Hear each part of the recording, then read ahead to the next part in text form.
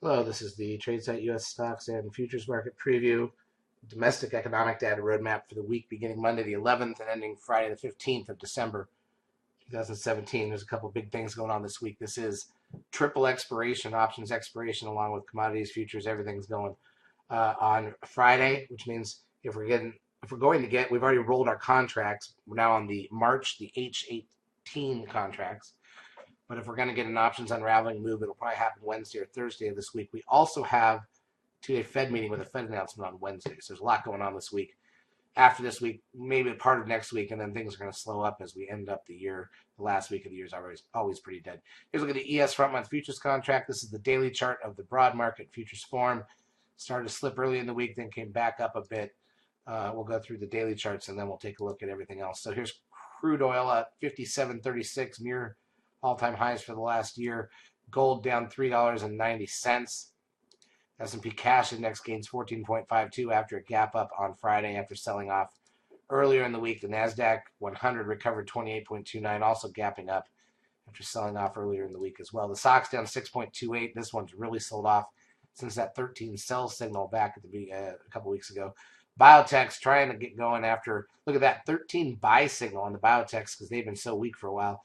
And then they bounced right off that pink risk line, so that's still in place, up 68.87.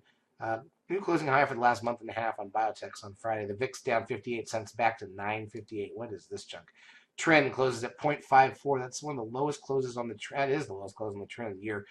Brings the 10-day moving average back down to 0.91. Let's count backwards on the dots. 5, 6, 7, 8, 9, 10. So 10 back is a 1.05 reading.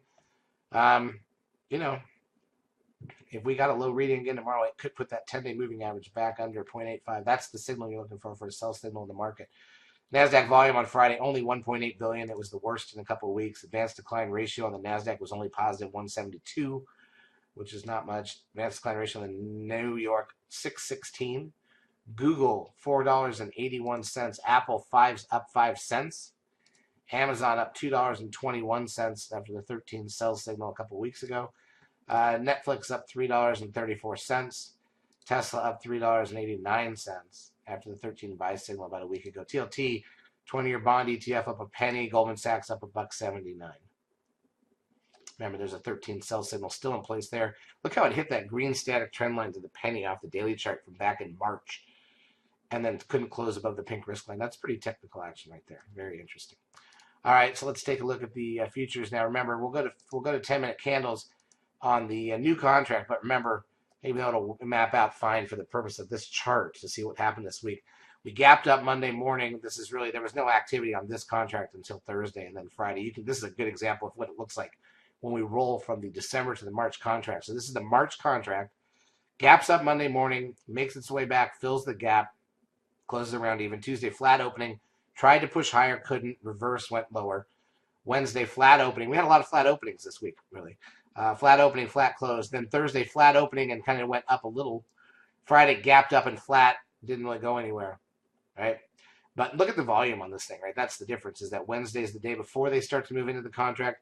Thursday, they're still kind of trading the December contract, wrapping up positions there. A little bit of volume comes into this, and then on Friday, the normal volume is now, for the most part, in the contract. Now the technical traders can come back to play futures market. So that's a very key point in time to notice on the futures. Here's a look at the NASDAQ side.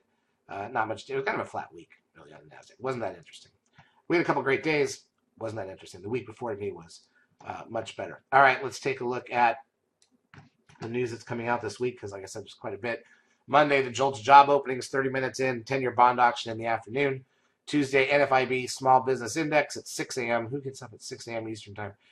It's 3 in the morning on the West Coast. PPI at 8:30. 30-year bond auction at 1 in the afternoon. Federal budget balance at 2. Wednesday's the big one. CPI an hour before the bell. Crude oil inventories an hour in. The Fed announcement after a 2-day meeting at 2 p.m. and then their press conference. Last one of the year. Will they raise rates? That is the question. Thursday, retail sales, the unemployment claims, import prices. 9:45, flash manufacturing PMI and flash services PMI. Business inventories at 10. Natty gas at 10:30. And then Friday, which is expiration, so they shouldn't expect much action there. Empire State Manufacturing Index, capacity utilization, and industrial production. And then at the close, tick long-term purchases. So it could be an interesting week. And then after this, like I said, I think maybe the beginning of next week could be interesting, but things will start to drift off as people head out.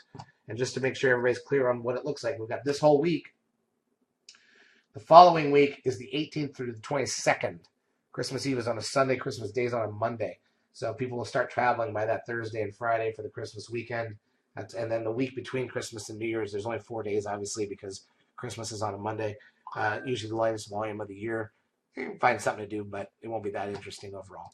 Charts, as usual, brought to you by eSignal. If you've not yet taken a trial of our services, feel free to do so. We will help you out for a couple weeks. Have a great trading week.